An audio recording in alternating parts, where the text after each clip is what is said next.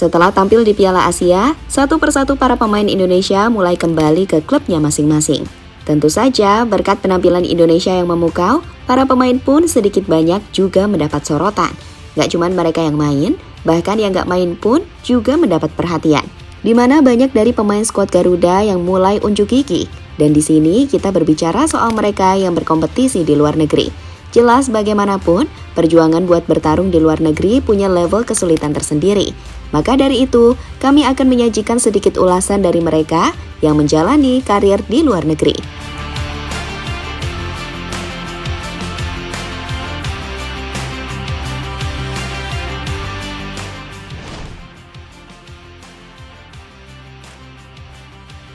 Marcelino Ferdinand masuk sebagai pemain cadangan pada menit ke-80 saat KMSK Dons meraih kemenangan atas tuan rumah klub NXT, di mana gol baru tercipta pada menit 71 akibat gol bunuh diri pemain klub NXT Jay William. Tentu saja bagi Marcel, ini adalah kesempatan baginya buat unjuk gigi usai cedera cukup lama. Terlebih melihat gimana penampilannya di Piala Asia yang mendapat banyak sorotan. Pastilah membuat pihak klub juga ingin kalau Marcel menunjukkan performa hebatnya di level klub. Yap, terlepas dari itu, kemenangan ini pada akhirnya membuat KMSK Dons berada di puncak klasmen sementara kasta kedua Liga Belgia. Jika ini bertahan sampai akhir musim, maka KMSK Dons akan promosi ke Liga Utama Belgia. Dan bila itu terjadi, artinya akan ada 3 orang pemain timnas yang akan bermain di Liga Utama Belgia setelah Sandy Walsh dan Shane Patinama, yang baru saja bergabung bersama Kasyupan.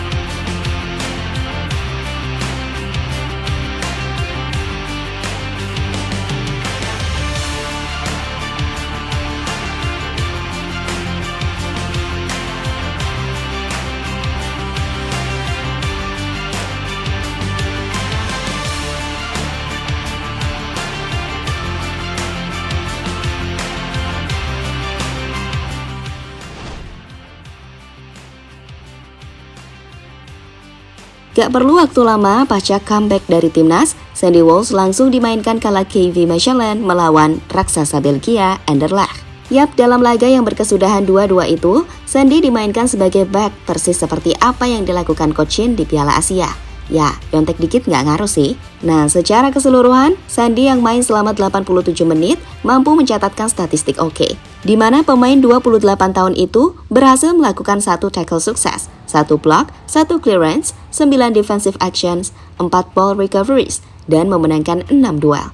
Jelas di luar itu semua, kini melihat apa yang dilakukan Coach Shin, pada akhirnya membuat pelatih KV Mechelen ikut merasakan keuntungan tersendiri. Sebab Sandy sendiri ternyata emang cukup oke ketika dimainkan sebagai back dalam formasi 3 back. Dan oh ya, semoga aja nih Sandy dan Patinama bisa langsung ketemu saat laga KV Mechelen dan Kasyupan. Karena ya kita tahu kan, kalau Shane Patinama baru saja resmi bergabung ke klub yang juga pernah dibela Tjordi Amat. Bila itu terjadi, wah pasti epic. Dan bisa aja sih karena Shane sendiri udah tampak mulai gabung latihan dan kemungkinan bisa menjalani debut.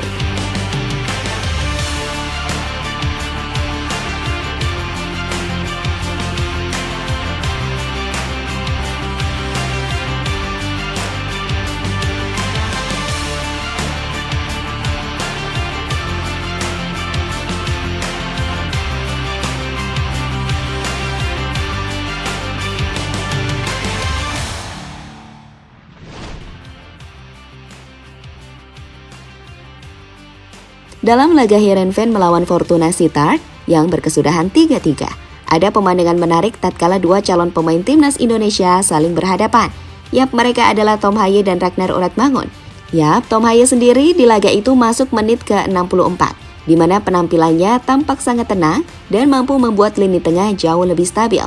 Sedangkan Ragnar sendiri yang masuk sejak menit ke-46 lebih terlihat sebagai pemain yang mobile dalam menjemput bola ataupun membuka ruang. Ya intinya, kita patut berbangga, karena bagaimanapun mereka berdua adalah pemain yang main di level teratas sepak bola Belanda. Dan jelas, dengan pengalaman seperti itu, pasti akan membuat timnas Indonesia jauh lebih kuat ke depannya.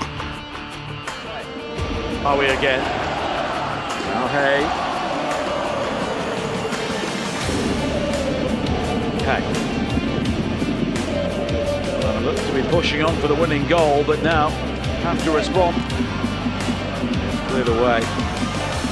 Now Keeper's header in field. A tricky challenge home side. They're trying to get the ball away.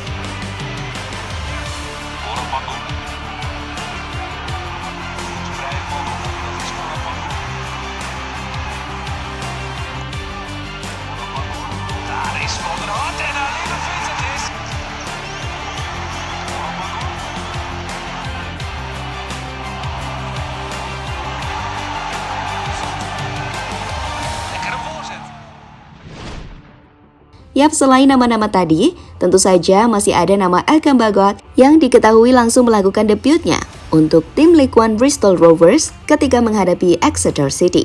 Dalam laga yang berkesudahan 1-0 untuk Bristol Rovers itu, Elkan diturunkan di menit 90. Jelas bagi Elkan sendiri, ia ingin bisa mendapat lebih banyak menit bermain, karena bagaimanapun itu penting bagi dirinya agar bisa berkembang. Gak peduli mau main di kasta ketiga atau 4, yang penting Elkan bisa menunjukkan kalau dirinya emang layak diberi kesempatan.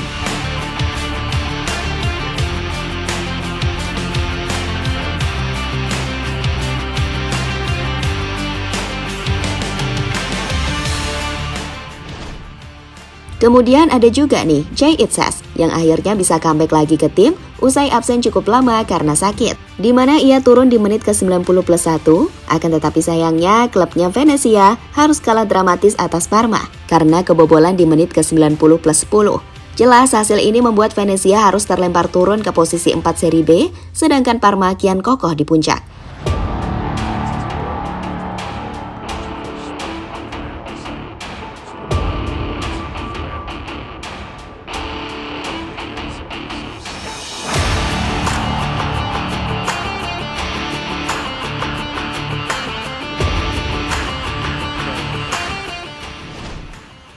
Yap, setelah dari Eropa, kita beralih ke Asia, di mana Pratama Arhan tampak udah mulai menjalani latihan bersama klub barunya Suwon FC.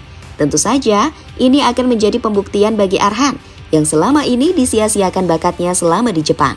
Dan melihat gimana penampilan Arhan selama di Piala Asia, pastilah ada harapan buat Arhan bisa membuktikan diri di klub Korea Selatan itu. Oh iya, kalau di Korea nanti, Arhan kemungkinan bisa berduel nih dengan wonderkid abadi yang dulu pernah OP parah saat di MU. Siapa lagi kalau bukan Jesse Lingard? Yap, Bambang Lingard sendiri kemungkinan besar akan join ke FC Seoul. Jelas ini akan jadi pengalaman berharga buat Arhan kalau bisa menghajar sang wonderkid abadi kesayangan kita semua. Lalu soal Asnawi, ia sendiri sepertinya masih diberi jatah libur oleh klub barunya Port FC.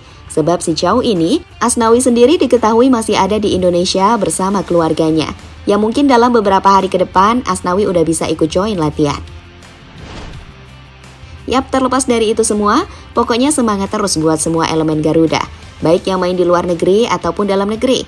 Ya, harapannya jelas kalau pemain yang main di Liga 1 bisa berlatih lebih keras agar bisa mengimbangi intensitas dari para pemain yang main di luar. Karena maaf-maaf aja, perbedaan itu emang kelihatan banget. Untuk itu, semoga ke depan PSSI bisa lebih meningkatkan kualitas liga agar bisa bersaing lagi dan masuk ke AFC Champions League. Bukan mentok di AFC Cup, itu pun kalah mulu. Mana di zona ASEAN pula.